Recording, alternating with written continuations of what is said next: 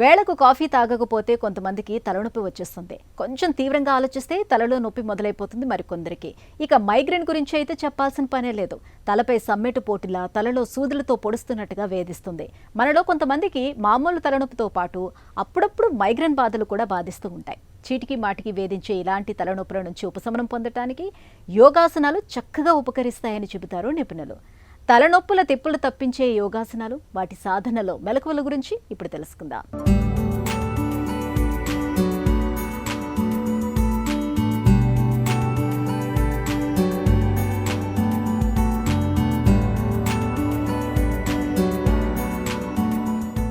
ఈనాటి కార్యక్రమంలో చాలా ముఖ్యమైనటువంటి అంశం గురించి తెలుసుకుందాం.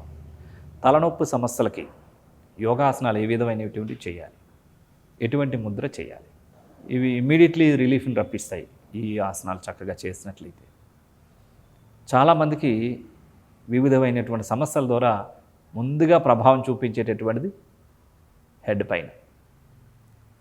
అందుకనే అనుకోనిది ఏది జరిగినప్పటికీ కూడా మైండ్ స్ట్రెస్కి గురై ముందు వచ్చేటటువంటిది హెడేక్, తలనొప్పి. మాట్లాడితే మనం తల పట్టుకుంటూ ఉంటాం, అబ్బా ఇలాగే జరిగిపోయింది, ఇప్పుడు ఏం చేయాలా, టైం అయిపోయింది, ఇలా జరిగిపోయింది ఏంటి, నేను అనుకున్నది జరగలేదు, ఇంకోలా జరిగింది. అదేవిధంగా ఈ స్ట్రెస్ఫుల్ లైఫ్లో ప్రతి ఒక్కరు కూడా తలనొప్పులుగా వచ్చినప్పుడు పట్టించుకోకపోవడం ద్వారా అది ఇంకా మరింత ప్రభావం అయ్యి ఇది మైగ్రేన్గా మారిపోయి ఇంకా వచ్చిందంటే పూర్తిగా అలాగే ఉంటూనే ఉంటుంది. ఇట్లాంటి వాటికి కొన్ని మెడిసిన్స్ కూడా లేవు. అట్లాంటి వాటిని కూడా నయం చేసేటటువంటి శక్తి ఈ ఆసనాలకి, ముద్రలకి ఉన్నాయి మెడిటేషన్ కార్యక్రమాలకి. ఈ తలనొప్పి సమస్యలకు కొన్ని సులభమైన ఆసనాలు చక్కగా వేసినట్లయితే కనుక అతి కొద్ది రోజుల్లో మీరు దాని నుంచి ఇమ్మీడియట్లీ బయటపడగలుగుతూ ఉంటారు. దానికి సంబంధించినటువంటి శశాంకాసనం ఏ విధంగా చేయాలి, పర్వతాసనం ఏ విధంగా చేయాలి, ఆది ముద్ర ఏ విధంగా చేయాలి అన్న దాని గురించి ఇప్పుడు ఎలా చేయాలో చేసి చూద్దాం. తలనొప్పి సమస్యలకు ఇప్పుడు మనం చేయబోతున్నాం శశాంకాసనం, పర్వతాసనం, ఆది ముద్ర. ఈ రెండు ఆసనాలు కూడా కూర్చొని చేసే స్థితి నుంచే మనం చేస్తాం. ముందుగా వజ్రాసనానికి రావడానికి ముందుగా దండాసనానికి రావాలి. కాలు రెండు స్ట్రైట్గా తెచ్చుకొని పాదాలు రెండు జతలో ఉంచుకోవాలి. తర్వాత లెఫ్ట్ లెగ్ని వెనక్కి ఫోల్డ్ చేస్తూ లెఫ్ట్ లెగ్ జతలో రైట్ లెగ్ని కూడా ఫోల్డ్ చేయాలి. పాదాలు రెండు జతలో ఉంటాయి. బటన్ బ్రేలు ఒకదాని పక్కన ఒకటి ఉంటాయి. పాదాలు వి షేప్లో ఉండాలి. మోకాల చివర్ల మధ్య 4 ఫింగర్స్ గ్యాప్ ఉంటుంది.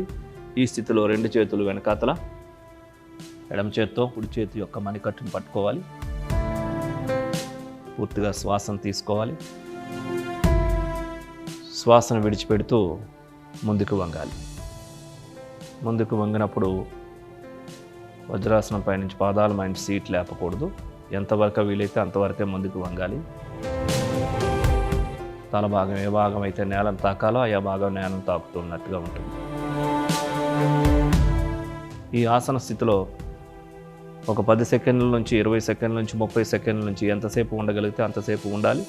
శ్వాస సాధారణంగా ఉంటుంది. ఈ స్థితిలో నిదానంగా మరలే పైకి లేవాలి.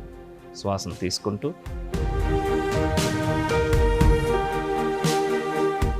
మరొక్కసారి పూర్తిగా శ్వాసను తీసుకోవాలి. శ్వాసను విడిచిపెడుతూ నిదానంగా ముందుకు వంగాలి. శ్వాస విడిచిపెట్టేసిన తర్వాత శ్వాస సాధారణంగా ఉంటుంది.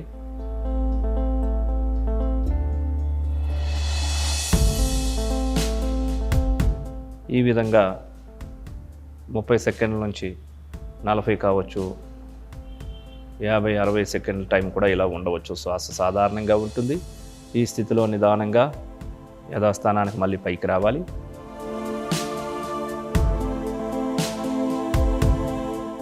రెండు చేతులు రిలీజ్ చేసి మోకాళ్ళ ముందు రెండు చేతులు బోర్లించి పర్వతాసనానికి రావాలి. రెండు చేతులు మోకాళ్ళ దగ్గర బోర్లించి ఉంచాలి. చక్కగా అరిచేతులు నేల మీద తాకించి ఇప్పుడు రెండు కాళ్ళని స్ట్రైట్గా తీసుకొని మౌంటైన్ పోస్చర్లో తీసుకొని రావాలి. అరికాలు పాదాలు మొత్తం నేలను తాకుతున్న విధంగా ఉంటుంది. స్పైన్ స్ట్రైట్గా ఉంటుంది. ఈ విధంగా పర్వతాసన స్థితిలో కూడా 10 సెకండ్ల నుంచి 20 సెకండ్లు, 30 సెకండ్లు ఇలా మీ యొక్క స్థాయిని బట్టి ఉండగలిగిన సేపు ఉంటే చాలా మంచిది. ఇది బ్రెయిన్కి బ్లడ్ సర్క్యులేషన్ అంతా చక్కగా జరిగి తలనొప్పి సమస్యలను మానసిక ఒత్తిళ్లను తొలగించి మనసును ప్రశాంతంగా ఉంచి మెమరీ కాన్సన్ట్రేషన్ను బాగా పెంచేటటువంటి అద్భుతమైనటువంటి ఆసనం. ఇప్పుడు నిదానంగా నీస్ ఫోల్డ్ చేస్తూ వజ్రాసనం మీదకి రావాలి.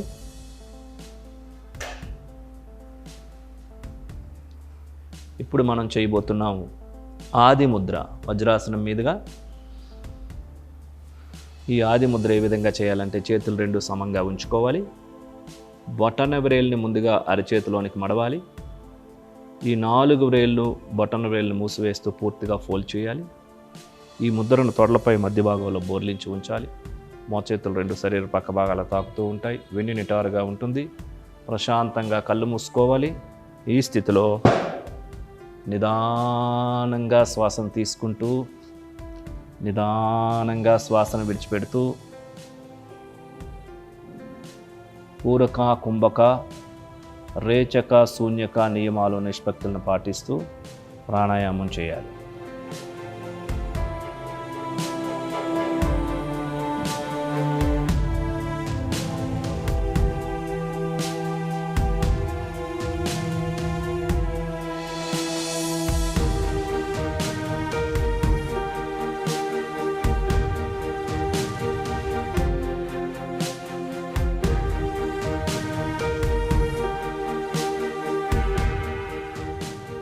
శ్వాసను విడిచిపెట్టిన తర్వాత ఆపాలి. నిదానంగా కళ్ళు తెరవాలి. ముద్రను రిలీజ్ చేయాలి. వజ్రాసనం నుంచి బయటికి రావాలి.